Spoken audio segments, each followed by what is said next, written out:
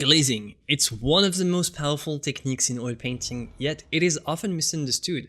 Done right, it creates depth and focus. Done wrong though, it might look patchy, gloomy or dark, and it can ruin a painting. Let's break it down today so that you can use glazing the right way. I already have 2 videos on glazing. I'll leave the links in the description if you're interested. In this one, what I want to focus on are the main mistakes to avoid when it comes to glazing. But first, let's talk about what is a glaze exactly. A glaze is a thin, transparent layer of paint applied over a dry layer. Unlike opaque paint, which covers, a glaze tints what's underneath while letting the details and structure show through. To paint a glaze, you only need a transparent pigment and you only need to apply it thinly. Transparent pigment, thin, that's all you need. Or think of it like a colored filter, like this one. Let's take this example of these colored filters. As you can see, they let light through, but they filter certain wavelengths. A glaze works exactly like that. Thus, a white object glazed with red appears red, but a blue or a green object appears black, or at least very dark. Indeed, because by default, the light reflected by a green or a blue object contains no red wavelengths. So as a result, if blue or green wavelengths are then absorbed by the filter, in the end, no light can go through and it appears very dark or almost black. So keep this in mind. Glazing can make paintings glow in a way that opaque paint alone never can, but on the other hand, you should know that it always reduces the amount of light, and therefore it reduces the value and luminosity little by little. The more filters you stack on top of each other, the more glazes you stack on top of each other, the less wavelengths can pass through, and the closer you get to pitch black. What is true for colored filters is true for glazes. If you stack many glazes on top of each other, ultimately all light will be filtered and you'll have something black. And some combinations of underpainting color and glaze color are therefore not very good, because they will always give something way too dark, like the example that we've seen with the red glaze over the blue or the green paint. The problem is how to know which associations work well and which ones should be avoided. The simple trick that I recommend is to make a glazing chart with your pigments, only the ones that you have in your normal selection. That way you'll learn and understand how all of your transparent pigments work and how well they can glaze over each underpainting color. So here's what you can do. You take all the opaque pigments that you have available and you paint stripes horizontally. Now you let this dry fully, and a couple days later, maybe a couple weeks later, you apply glazes over the stripes vertically. Now you can observe this, see the effect, and understand all the potential of your palette. It's really important that you understand how well your pigments can glaze. Now that this is out of the way, let's talk about some of the main mistakes to avoid when it comes to glazing. Mistake number 1, too much oil or too much medium. Remember what we said in the beginning. For a glaze, you only need a transparent pigment and you only need to apply it thinly, that's all. The oil or the medium is just there to facilitate the application and fluidify the consistency to help it be as thin as possible, that's all. You don't need to drown your glaze in oil or medium, or you'll end up with something over diluted, uneven, hard to apply, and patchy like this, even sometimes with like little bubbles. This is really excessive. The best thing to do is to first apply your glaze with just the regular quantity of medium that you've used for your paint layer, the current paint layer that you're currently on in the process of your painting, the same medium that you're using for the rest of your painting. There is no specific medium made specifically for glazing. Maybe you've heard of techniques using multiple varnish layers and glazes with a simple medium to obtain something enamel-like. Yes, it is a thing, but it's not needed to do a glaze, and it's a technique in its own right, separate from glazing where you're truly trying to get an enamel-like finish.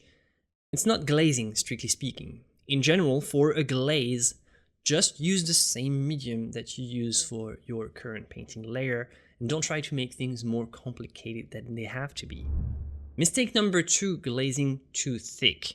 There are two things that we need for a good glaze: a transparent pigment and a thin application. It would be a mistake to make your glaze too thick, because no matter how transparent your pigment is, you can always scoop a big quantity of it and apply it thickly. And ultimately, your glaze will become opaque and cover the underpainting way too much. You can look at this example here. It's a transparent pigment here, it's quinacridone rose, and yet I'm applying it very heavily, and look at how much it's covering the entire underpainting. So when it says on the tube that the pigment is transparent or opaque, it's only the potential, and ultimately it's up to you as a painter to paint opaque or transparent, thin or thick. You decide. You can use any transparent pigments transparently if you want, but if you apply it thickly as an impasto, it will not be transparent anymore and it will cover.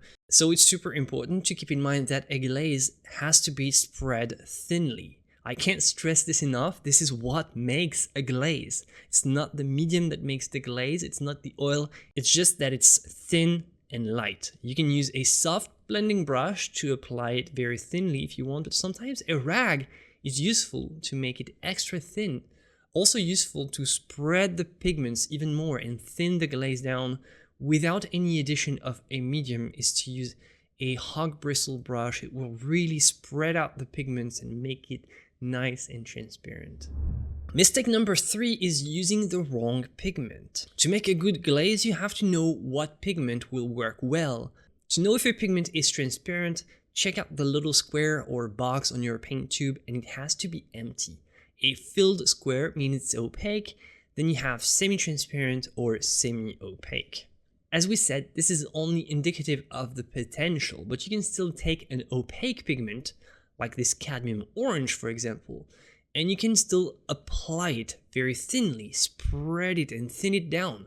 So in a way, we can say that we can make an opaque pigment transparent if we want, but it will never be as good as a real transparent pigment. Look at the difference.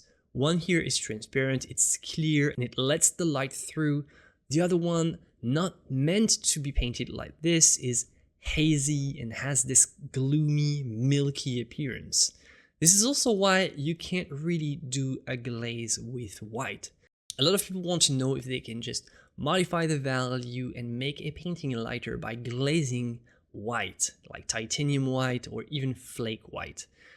Is this glazing? No, it's not glazing. It's something you can do. You will have something very ghostly, a sort of a white veil.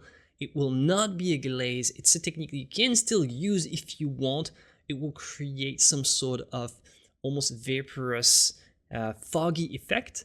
But just to be clear, it will not be a glaze because there are no white pigments that are transparent, so it will always look foggy and hazy. In general, if your pigment isn't fully transparent, instead of glowing through the glaze, it will just look milky and desaturate everything with no real benefits. It's just gonna make things very misty. It might be something you want though for effects, but just keep in mind that this is not clearly a glaze.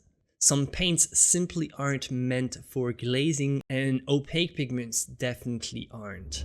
Mistake number 4 is risking it and guessing it. One big problem with glazing is that you can never predict the result before you try it, but of course it's risky. You're taking a risk with your final painting. So what I recommend is to first do the little color chart, and with experience you'll have a better idea of the final look of your painting with a glaze, but very often it is still very unpredictable. So you can try this. Instead of directly applying your glaze on the canvas and just guessing it and just go for it. You paint your glaze on a small piece of glass and place it over the part of the painting that you plan on glazing. This trick will allow you to plan ahead and understand how it will look in the final result without risking it directly on your painting. Mistake number 5, glazing everywhere. Glazing works beautifully in certain areas, but not everywhere. The best places to glaze are the shadows, the subtle transitions moving towards the shadows, the reflected lights, and some atmospheric effects. And sometimes if you want to create something really cool with an artificial object like a piece of clothing, drapery. On the other hand, it's best to avoid glazing in the highlights of the face, the thick impasto areas of the figure, and anything you want to appear solid and opaque. The key here is to understand that there are 2 approaches to glazes. You can see glazes in 2 different ways. For transformating an entire element and changing the color, so I would call this transformational glazing, and embellishing glazing, so just to tweak and make things more polished and more beautiful on small areas. So the first thing, transformational glazing, is to completely change the color of the entire subject. Like this here, for example, I just apply a green glaze on the entire surface and I get a painting with a completely transformed color. It's pretty radical, and I recommend to use this kind of glazing only for artificial objects, drapery, clothing, colored objects of any sorts. The other approach, much better for portraits and humans, is what I call the embellishing glazing, just glazing very subtly. And this is a technique that goes back to the old masters. When we say the glazing of the old masters in the faces, in the portraits, they would glaze in the shadows and around the shadows, but they would keep the lights more opaque. This would make the highlights stand out even more, and with this technique, the glaze is applied with a lot of precautions and subtlety. It's not applied everywhere in a uniform manner. You simply take a very small amount, spread it delicately where it needs to be reinforced and where you want to bring more life to your portrait. Mistake number 6, glazing and saying goodbye. A glaze looks beautiful, but it can look a little bit washed out because it covers the darkest and the lightest areas the same way, reducing the contrast. So after every glaze, you should do some corrections, especially in the dark accents and in the highlights.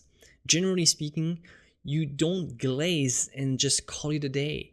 After each glaze, you need to take the time to bring some more opaque paint and paint the finishes, redo some transitions, make the accents pop again to make it look just right. Number 7, a great question that I received from a student. If you glaze a portion of a painting and not another, how do you get the luminosity to be even? One part looks shiny, the other doesn't. How do you fix this? So my response was twofold. First, embrace it. So instead of fighting the difference, use it strategically. Glazed areas naturally have more depth and glow. So if you plan your painting with this in mind, you can make a focal point pop with a glaze. The second part of my response is that varnishing will help in the end. A final varnish will reduce the contrast between the glossy and the matte areas. But the good thing is that the glazed parts will still have more optical depth and more richness. So this is great, you want to keep this in mind. But really, I think that if you plan on using glazing, you should embrace the fact that it will look shiny, it will look very different from the rest. This is something that you want to use not everywhere. You want to choose exactly and strategically where you want to glaze and where you want to paint opaquely, so that the glazed areas can really pop out of the frame and really attract the viewer's eyes. Glazing is one of those techniques that separate beginners from master level painters. It's subtle, powerful, and takes practice. But once you get the hang of it, you'll start seeing light and color in a whole new way. If you want to check another video on this subject, you can check this one next. Again, thank you very much for watching, my friends, and as always, joy and inspiration to you. Bye-bye.